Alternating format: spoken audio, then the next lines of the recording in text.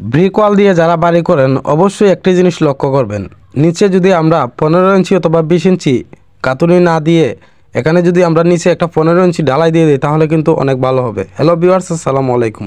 আজকের ভিডিওটা খুবই গুরুত্বপূর্ণ। যারা যারা ব্রিক ওয়াল দিয়ে ঘর করতে চান অবশ্যই এই ভিডিওটি দেখবেন। এখানে 3 রুমের একটি ব্রিক ওয়ালের ঘর আমরা তৈরি করতেছি। তো এখানে আমরা নিচে 15 ইঞ্চি অথবা 20 ইঞ্চি গাঁথুনি দিয়ে তারপর বিটার সমান পর্যন্ত 10 ইঞ্চি গাঁথুনি দিয়েও আমরা তুলতে পারতাম, কিন্তু না, এখানে কোনো পাটল দেওয়ার সম্ভাবনা আছে, তাই আমরা এখানে 15 ইঞ্চি একটি ডালাই দিয়ে দিলাম। আপনারা যদি এই নিয়মে আপনাদের টিন সেট বাড়িটি করেন তাহলে কিন্তু আপনাদের জন্য অনেক ভালো হবে, কোনো সময় ফাটল দেওয়ার সম্ভাবনা থাকবে না। আর অনেকেই ব্রিক ওয়ালের ঘর তুলতে চাচ্ছেন, কোনো আন্দাজ পাচ্ছেন না, হিসাব পাচ্ছেন না। তো আজকে আমরা এই ভিডিওতে আপনাদেরকে সম্পূর্ণ হিসাব বুঝিয়ে দেব যে একটি ব্রিক ওয়াল বাড়িতে আপনাদের কত টাকা খরচ আসতে পারে, এবং আমাদের এই ভিডিও থেকে আপনারা অনুভব করতে পারবেন এখানে কত টাকা খরচ আসবে।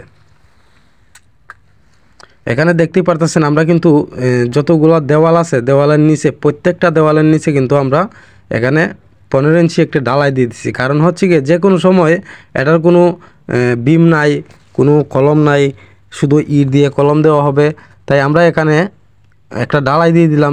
এবারই সে 1 সমান করে 4 ইঞ্চি করে নিচে একটা ডালাই দিয়ে দিছি, কোনো জায়গা বাদ নাই, যতগুলো দেওয়াল আছে সবগুলো দেওয়ালের নিচে। তো এখানে আমরা 3 রুমের একটি বাড়ি করতেছি।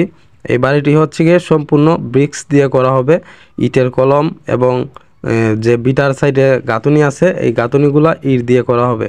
তো অবশ্যই আপনারা একটা জিনিস লক্ষ্য করতে হবে, আপনারা এত টাকা দিয়ে বাড়ি করবেন, কিছুদিন পরে যদি পাটল দিয়ে দেয় তাহলে কিন্তু আপনাদের টাকাগুলা অযথাই খরচ করবেন।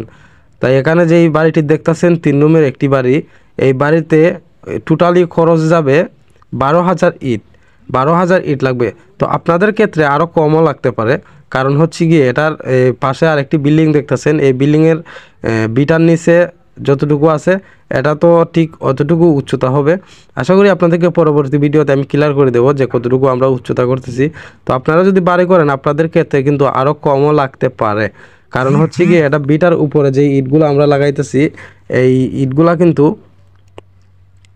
প্রচুর পরিমাণ উচ্চতা হওয়ার কারণে এতগুলো ইট লাগতেছে, না হয়তো কিন্তু এখানে আমরা প্রায় মিনিমাম 8,000 ইট দিয়ে এই 3 রুমের একটি ঘর করা সম্ভব ছিল। তো এখানে বিটার নিচে সবগুলা ইট যাওয়ার কারণে কিন্তু এখানে আমরা দেখতে পারতেছেন এখানে কিন্তু আমাদের কাজের জন্য যে বালুগুলো আছে প্লাস্টারের জন্য আমরা মোটা বালু, লাল বালু ইউজ করতেছি।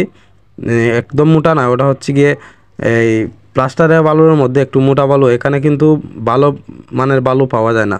আর এখানে দেখতে পারতেছেন আমাদের এখানে মশলার মিক্স করার জায়গার ওই পাশে কিন্তু সাদা বালু আছে, ওই সাদা বালুটা দিয়ে আমরা আপাতত গাঁথনির কাজটা চালিয়ে নিতেছি, কারণ হচ্ছে কি ওইদিকে বালুর খুবই সংকট, বালু খুবই কম পাওয়া যায়। তো আপনারা অবশ্যই ভালো পরামর্শ নিয়ে কাজ করাতে চাইলে অবশ্যই আমাদের এই ভিডিওটি দেখে যদি আপনারা কোনো কিছু মনে করেন শিখতে পারছেন, তাহলে আমরা মনে করব যে আমাদের ভিডিও দেওয়াটা আপনাদের কাছে ভালো মনে হয়েছে।